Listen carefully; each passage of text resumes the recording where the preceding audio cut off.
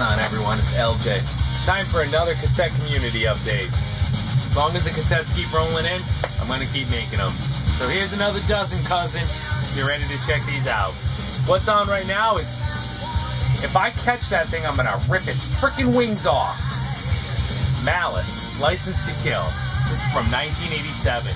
Malice is one of those awesome early metal blade bands that is just criminally underrated.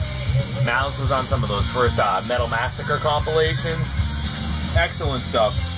This one for me is just like a Judas Priest screaming for vengeance. You know what I mean? Just powerful, man. Great stuff. This is what 80s metal is all about. Excellent cassette. Very excited to find that. And this, dude, Diamond Head, Am I Evil? This one is pulled from, I think, their first 3 albums. It has the unique distinction of being mislabeled. So what it says is on side 1 is actually on the other side, and vice versa. Little confusing. This has Am I Evil on it, obviously, and I went ahead and popped on that side to listen to it. And it wasn't. It was actually the other song, To Heaven from Hell. So, wait a minute, what?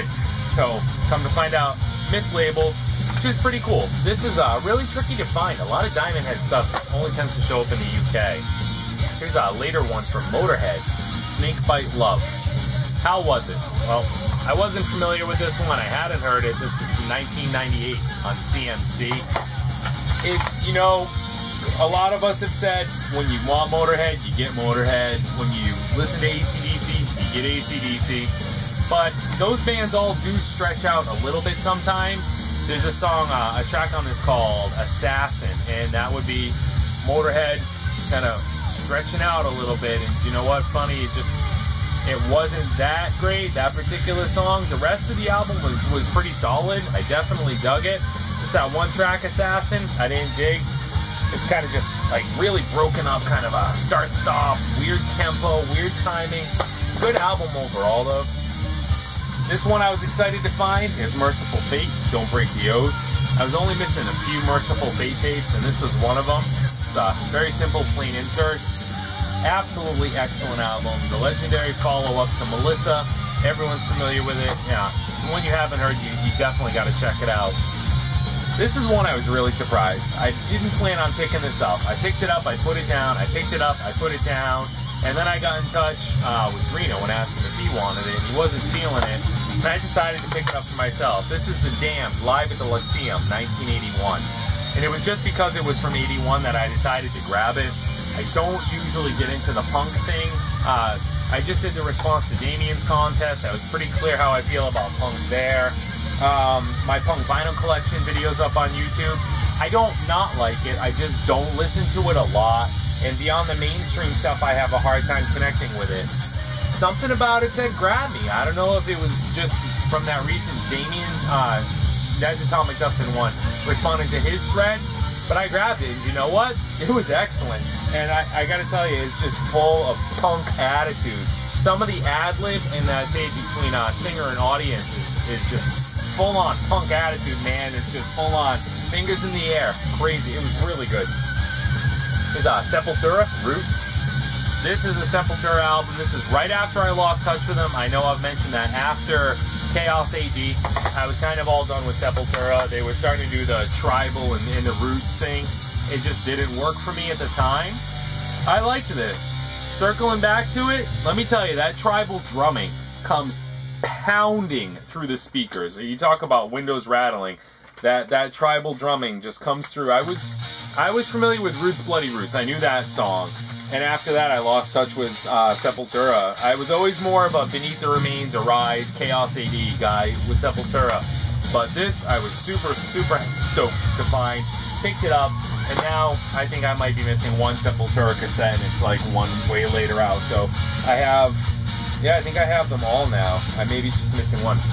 Anyway, this one is definitely a rarity. This is Avalanche, Pray for the Sinner. Excellent. Really, really, really blown away to have found this. This is 80s Christian metal, but I mean, don't think Striper, don't go there. There's like this little subgenre, sub-pocket of 80s Christian metal that is just excellent stuff. It's way beyond Striper and Tetra. They got all the glory. But there is just some stellar bands. There's this, and I know I showed another one recently along similar lines. Saint, Avalanche, same thing, just rock solid. And I mean, it's like, if you didn't know it was Christian metal, thing again, get out of here. You wouldn't even just get it. The Second Testament album, The New Order, one of my personal favorites. Not my personal favorite Testament album, but I love it. It was one I needed, and I believe it was the only one I needed to finish my Testament cassette collection. To be honest with you, my favorite Testament album is The Ritual, which is a little surprising because I remember getting The New Order, Souls of Black, and Practice What You Preach when they came out, and I loved them, and then it's just, my favorite kept replacing itself. But The Ritual is the one that for 20 years now has stuck. Oh, 20 years. Rolling on.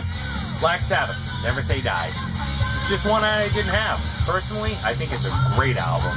Absolutely great album, and I think Never Say Die is one of Sabbath's best tunes. King Diamond's Voodoo. I think this was either this or one more, and I'm all done with King Diamond cassettes. I loved this. I loved it.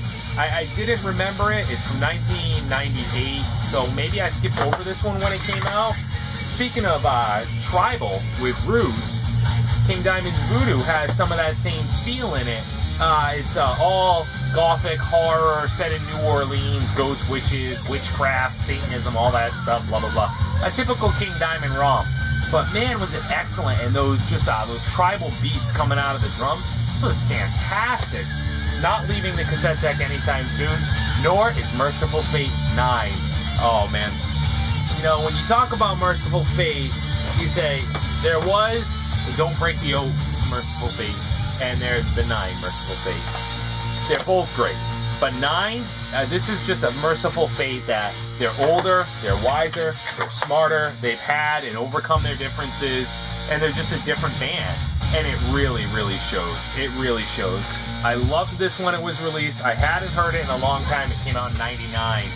To have it on cassette again, this is going to be a play mainstay for a long time. Melodic, heavy as hell. Speaking of hell, another Venom turned up. This is Primeval. I showed Welcome to Hell in a recent update. Primeval is from 1991. A bit different Venom. This is a new singer, a new bassist, if you can even imagine that. But absolutely excellent. Check out the back of this one. Like, this is a cow when he ate all the grass and went somewhere else. I really liked it. It was good. It was solid. I wasn't familiar with Primeval. I lost Venom after, I don't know, late 80s. I didn't really, I was listening to old Venom at that time. So I really didn't pay too much attention to new Venom, and I'm sorry I didn't because it was really good. And those are the ones I'm going to show you now. Kind of just a slower pace. I think I tried to get like 25 into the last one, and I don't want to do that anymore. We'll take them slower. I'm just enjoying them anyway, so whatever. They're hanging out here and they're around. Enough of that. I got a fly to catch. I'll talk to you guys soon. Ciao.